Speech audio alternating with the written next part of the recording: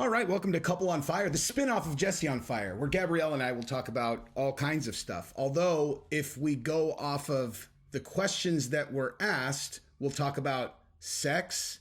It's unbelievable. You're welcome. It's unbelievable. Like, honestly, I was like, hey, guys, we need some questions to answer. Like, you know, because we're going to talk about, like, relationships, stories. You know, I would imagine we're going to be giving people advice, having people call in. The first time we did that, it went a little crazy. we had someone call in who was looking for advice where I was like, I can tell you what advice I would give you. Maybe go talk to a therapist and don't ever do what you just told us Don't about do this. ever again. That was crazy. Yeah. But anyway, so leading off, we just wanted some kind of let's get started topics. And I literally had like, I don't know, probably like 100 people that I was like, yeah, you guys send in some questions. 98% of the questions are about sex. His subscriber base is mostly men, so that makes sense. 98%. Like, anyway, you want to know what I was thinking about when I read these? What? Is how, like, there's no mystery to me why girls are becoming millionaires on OnlyFans. It's like, Oh, yeah. it's like, this is like, I mean, I guess that shouldn't have been surprising anyway, but it's like, I don't know. Actually, this isn't surprising either, to be perfectly honest with you. So we're going to pick at random for this one. And by the way, if you want to see when we upload next, you should subscribe and ring the bell because... I'd actually do it, though. Yeah. Because we're not going to like upload every single day, at least at first. So yeah, if you subscribe and then you ring the bell, you will know. So... Question number one. Oh, I don't get to see him? Nope. I'm telling you, these are the most mild questions that were asked. It says, tell the story of the first time that you guys had sex. Where were you? How did it happen? Why, when, and how? Sorry to my mom and in-laws if y'all watch this. I mean, in we're advance. married. But still. We're married. We are. For a long time. Long time. Okay, go, Gabrielle. Tell the story. Oh, I'm not telling the story.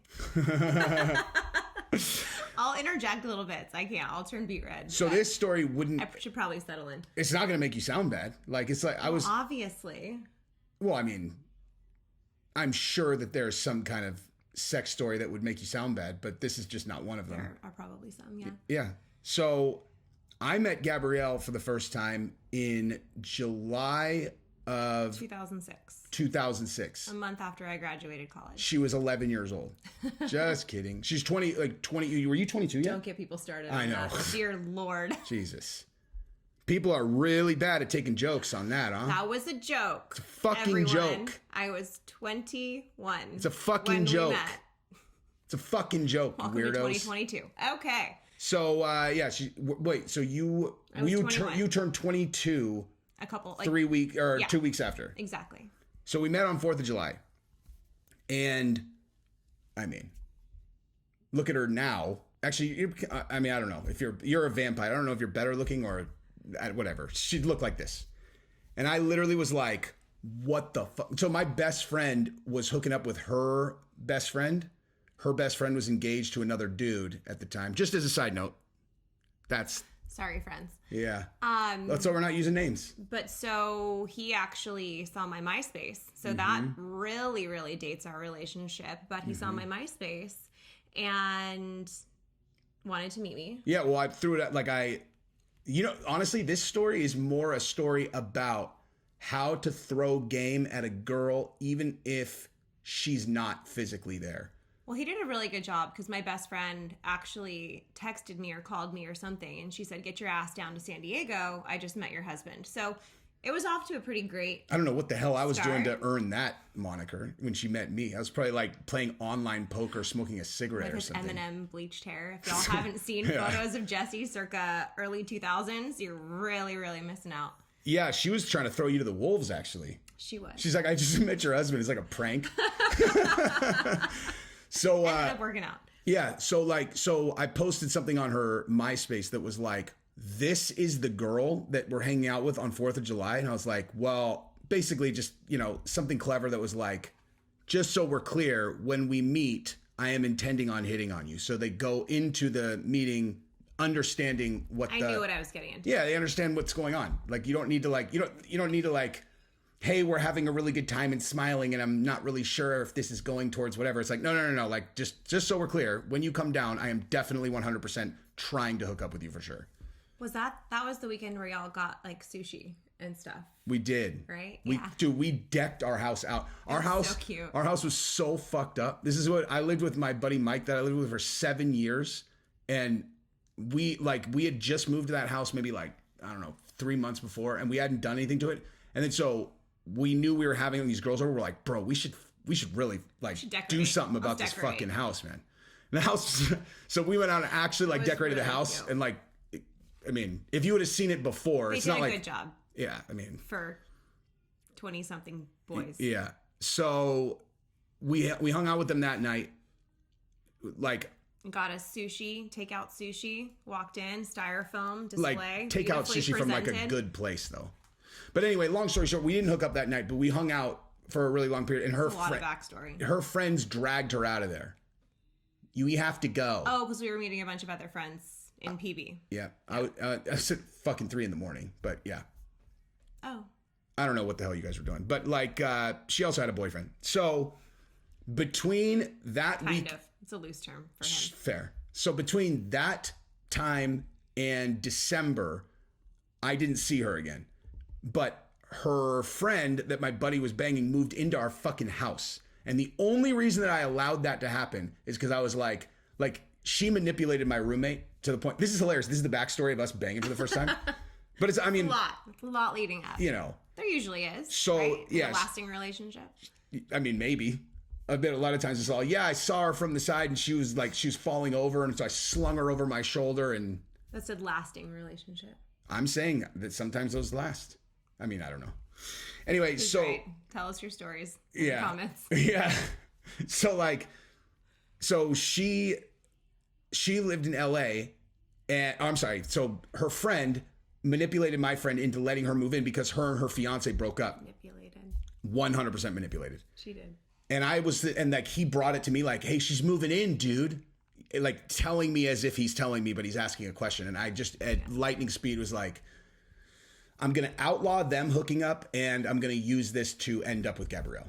And then, so that's literally exactly what I did. I made it a rule. I was like, she can move in. You can't fuck her while she's here, dude. And you can't fuck him while she's here. And I made sure that as much as I ground rules. Yeah. If they did, I don't know about it to this day.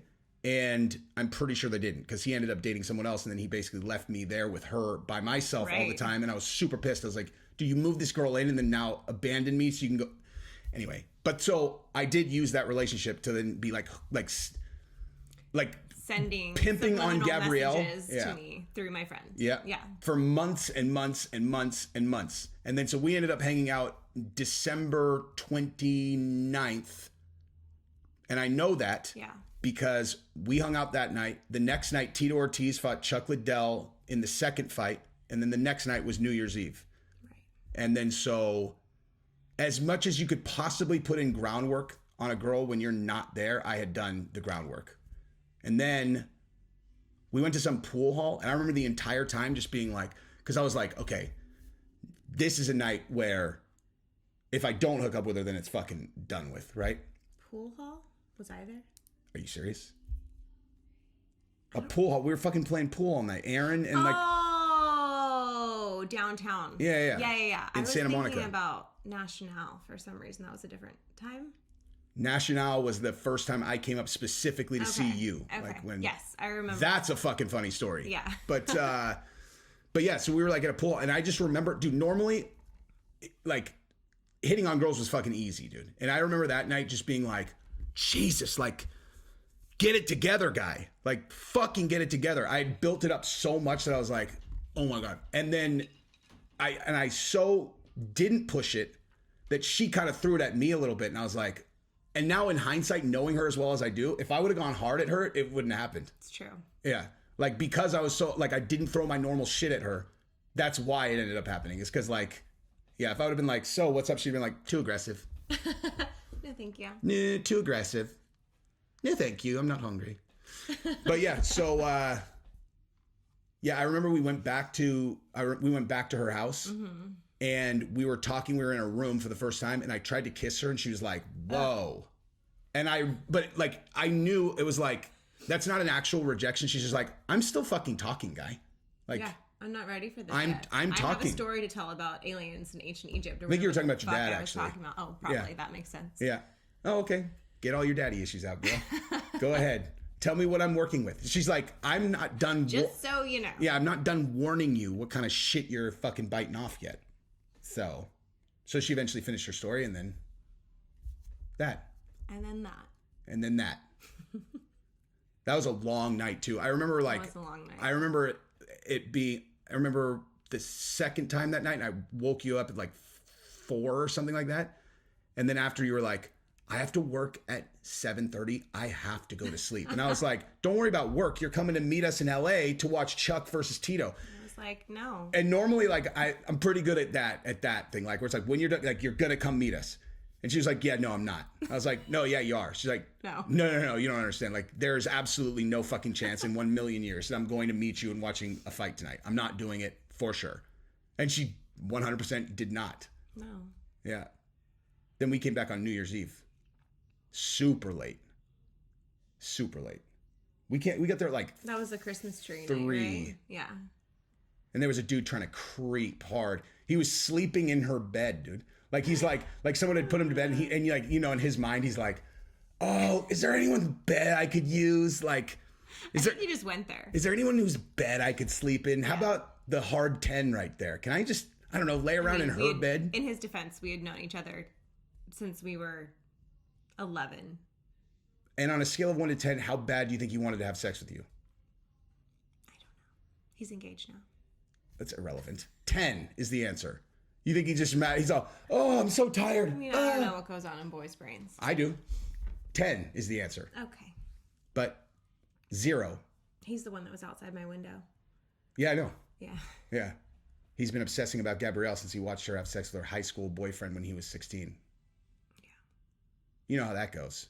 So, for him, it's even worse than me. He's like, what's wrong? He's like, I don't know. I can't think. But anyway, so that's the story.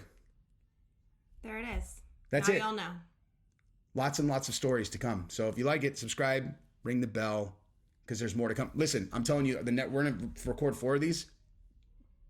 Like, somehow I just made a question about sex not about sex for at least some of the time. For some of the time. We're going to have a harder time with these other questions. But anyway, that's it. Peace. Bye.